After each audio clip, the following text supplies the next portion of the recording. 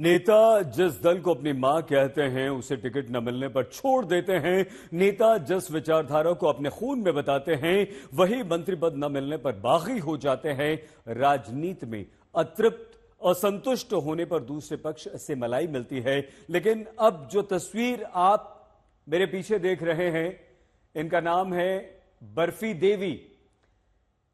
आप तक पता नहीं बर्फी देवी जी की खबर पहुंची या नहीं। हमने जरूरी समझा कि इनकी खबर आप तक हम पहुंचा दें।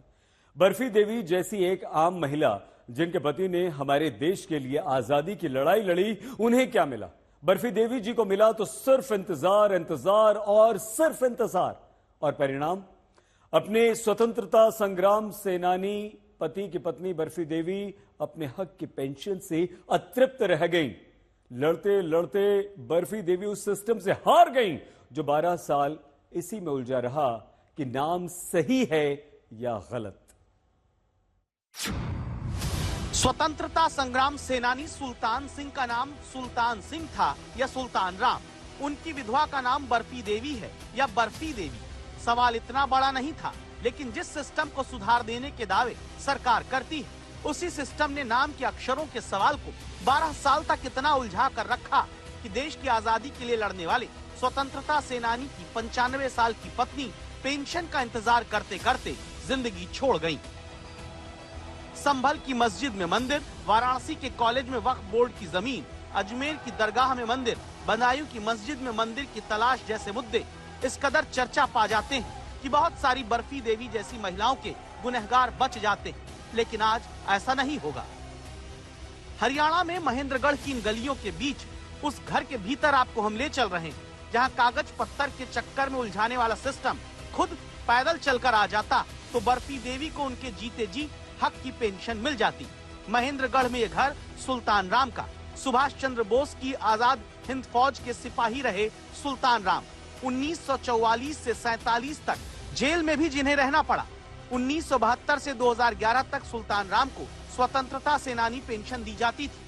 2012 में पति सुल्तान राम की मृत्यु के बाद जब बर्फी देवी ने पेंशन के लिए अर्जी दी, सिस्टम ने एक अंतहीन लड़ाई में उलझा दिया। तुम मुझे खून दो, मैं तुम्हें आजादी दूंगा का नारा देने वाले सुभाष चंद्र बोस की फौज के सेनानी रहे सुल्तान राम की पत्नी को तुम मुझे सही नाम कागज पर लाओ तभी पेंशन पाओ के नाम पर चक्कर कटवाना शुरू कराया गया।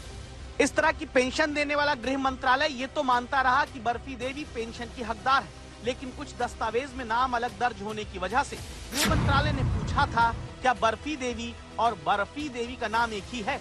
एमएचए ने यह भी साफ करने की मांग की थी कि उनके पति का नाम सुल्तान सिंह था या सुल्तान राम। दावा है महेंद्रगढ़ के डिप्टी कमिश्नर ने स्थिति साफ करके केंद्र को सिफारिश भेज दी थी, लेकिन 2012 से पेंशन चाहती बर्फी देवी को आखिरकार 2023 में कोर्ट का सहारा लेना पड़ा। 2 बार पंजाब हरियाणा हाई कोर्ट ने केंद्र से जवाब दाखिल न होने पर कुल 25,000 का जुर्माना भी लगाया। हाई कोर्ट में अभी जब 13 दिसंबर को बर्फी देवी की पेंशन पर अगली सुनवाई होनी है, उससे पहले 8 नवंबर को बर्फी देवी का निधन हो चुका है। बर्फी देवी की पेंशन उनके जीते जी उन्हें नहीं मिल पाई। शायद इस खबर पर भविष्य में कोई फिल्म भी बना ले, लेकिन आज की दस्तक ये है, केंद्र हरियाणा के अधिकारी कर्मचारी अब बर्फी देवी के घर जाएं।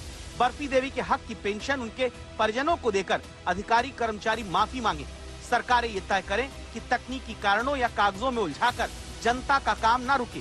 अगर रुके तो जवाबदेही फिर अधिकारियों की तय हो। गर्मियों की छुट्टी होने वाली थी, मेरे पापा आने वाले थे, तो हम लोग सभी खुश थे। तो मैं बेड पे चढ़ के डांस कर रहा था, लेकिन वो पहले ही आ गए। फ्रीज।